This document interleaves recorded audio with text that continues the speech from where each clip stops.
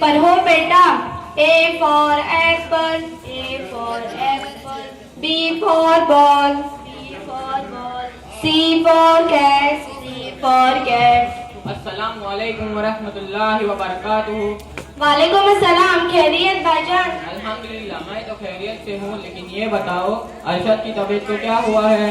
कुछ नहीं भाईजान, अल्लाह की फजल करम से अट्टा कट्टा है। आपको किसने बताया कि अरशद की तबीयत ठीक नहीं है? कौन है जो मेरे बच्चे का दुश्मन? मुझे किसी ने नहीं बताया। वो 3-4 दिनों से मदरसा नहीं आया ना, इसलिए मुझे लगा कि शायद वो बीमार है, इसलिए नहीं आया होगा। सोचा चलो इसकी इयादत कर लेते हैं।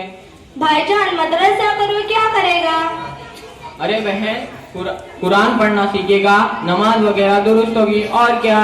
भाईजान कुरान सीखने के लिए भी उसकी पूरी उम्र बाकी है, सीख लेगा धीरे धीरे। पहले स्कूल जाकर अच्छा बड़ा आदमी तो बन जाए। बहन, ये तुम कैसी बातें कर रही हो? मैं स्कूल की तालीम हासिल करने से मना नहीं कर रहा हूँ। स्कूल की तालीम भी हासिल करनी चाहिए, लेकिन दीनी तालीम का होना भी बहुत जरूरी है। भाईजान जिस कौम के लोग कवाली गाने वाले कवाल को एक रात के 1 लाख तक, महीने पर मदरसा और नमाज पढ़ाने वाले, तरावी पढ़ाने वाले इमाम को 8 से 10 हजार रुपए देते हैं, तो ऐसी कौम में कवाल और डॉक्टर इंजीनियर ही पैदा होगी, हाफिज अली नहीं। बहन, लेकिन अल्लाह को जानने के लिए, हमारे नबी सल्लल्लाहु अलैहि वसल्लम के तरीकों पर चलने के लिए हमें दीनी तालीम का होना बहुत जरूरी है। भाईजान आपने दीनी तालीम हासिल की और एक हाफिज अली बने, बताओ सही बात है ना? हाँ, बिल्कुल सही। तो मेरे चंद सवालों का जवाब दो। अच्छा, पूछो। आप दोनों की बातें खत्म होती क्या नहीं? या मैं खुद पढ़ूं? ए फॉर एप्पल बोलूं या बी फॉर भाग जाऊं? अच्छा सवाल है। ए फॉर एप्पल बोलूं या बी फॉर भाग जाऊं? नहीं तो क्या, कब से बड़बड़ सुन रहा हूँ दोनों की। मुझे पढ़ाते भी नहीं और खेलने जाने भी नहीं देते। चुपचाप पढ़ो बेटा, तेरी जिंदगी के बारे में ही है। तुझे कौन सा इल्म हासिल करना है और कौन सा नहीं। भाई मुझे भी कुछ बोलना था, पहले बहन के सवाल होने दो, बाद में बोलता। तो बोलो, कितने सालों से मस्जिद में नमाज पढ़ाने का और बच्चे को सिखाने का काम कर रहे हो? 10 साल से। क्यों बहन? कितनी तनख्वाह है भाईजान आपकी? क्या बहन, कुछ भी उटपटांग सवालात कर रही हो? भाईजान आपको मेरे सवालात के जवाब देने ही होंगे, क्योंकि मैं आपको ये बताना चाहती हूँ कि मैं अपने बच्चे को मदरसे में क्यों नहीं भेजती, क्यों मदरसे की अहमियत लोगों के दिलों से उठते जा रही है।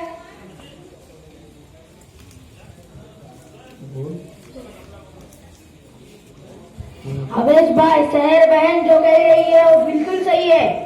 क्या 2 भाई बहन कम थे मुझे यहाँ रोक के रखने, जो आप भी शुरू हुए? अभी तो पूरा यकीन हुआ कि आज की पढ़ाई भी गई और खेलना भी कैंसल। अल्हम्दुलिल्लाह, मुझे 20,000 रुपए तनख्वाह है, लेकिन आज की महंगाई ऐसी है कि महीना खत्म होते ही ये तनख्वाह कहाँ खत्म होती पता नहीं चलता। आपसे डबल तनख्वाह होने के बाद भी ये हालत है, आप लोगों का कैसा चलता होगा क्या पता।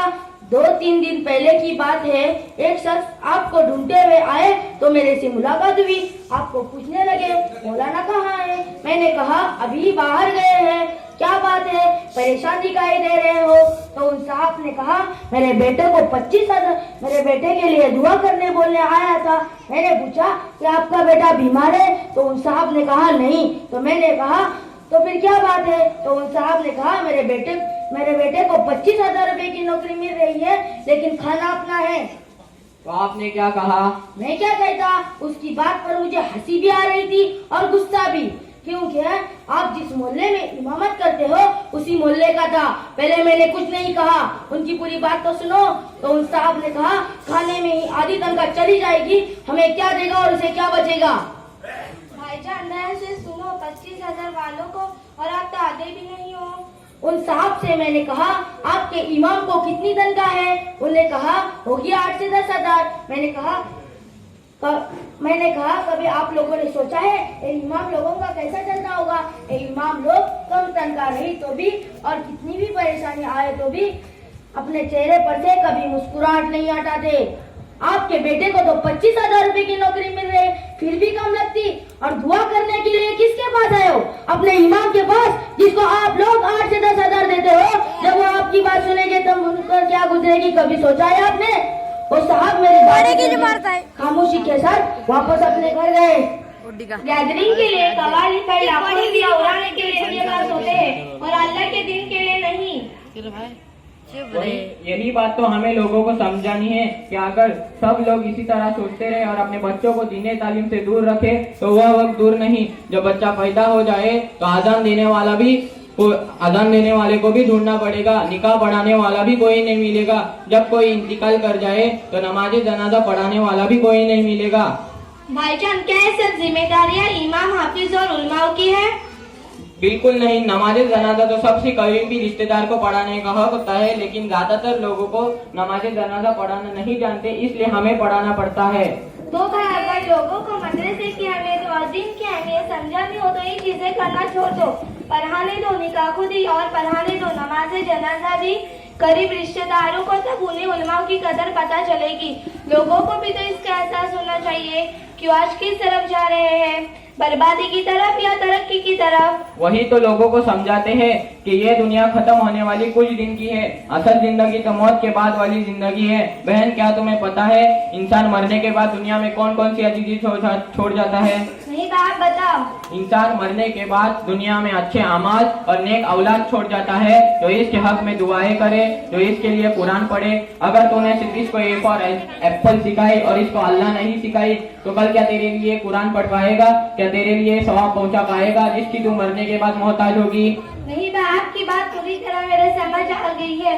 मैं वादा करती हूँ कि वो कभी भी आज के बाद मदरसे से गैर हाजिर नहीं रहेगा। ये हुई ना सच्चे पक्के मुसलमानों वाली बात।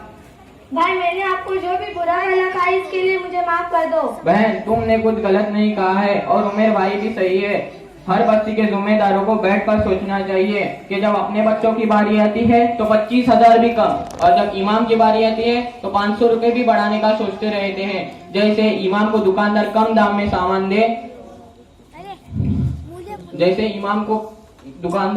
में सामान दे, खैर छोड़ो, तुम्हें क्या पता है सारी चीजें। बहन, क्या तुम्हें पता है अल्लाह के नजर में सबसे बेहतर शख्स कौन है? नहीं बा, आप बताओ। अल्लाह के नजर में सबसे बेहतर शख्स वो है जो कुरान को सीखे और सिखाए। इसका मतलब आप अल्लाह की नजर में बेहतर शख्स है, और इससे बढ़कर क्या चाहिए? दुनिया वालों का क्या है लेना, इनकी सोच तो हर रोज बदलती ही रहती है। हाँ बा, आपने बिल्कुल सही फरमाया। बहन, एक और बात करके मैं मेरी बात को खत्म करता हूँ कि एक हदीस पाक का मफ़हूम है कि कयामत के करीब सब इल्म को उठा लिया जाएगा। आज उसी दौर से हम गुजर रहे हैं। हमने लॉकडाउन में देखा कि दुनिया से उलमाओं की रुखसत होने की खबर हमने पढ़ी है। मदारिस बंद है। मुझे नहीं लगता कि इसके आगे मुझे कुछ कहना चाहिए। अब आप खुद ही सोच सकते हैं और समझ सकते हैं। अल्लाह ताला हमें इल्म दीन की कदर करने वाला बनाए। आमीन। अस्सलामु अलैकुम व रहमतुल्लाहि व बरकातुहू। वालेकुम अस्सलाम व रहमतुल्लाहि व बरकातुहू।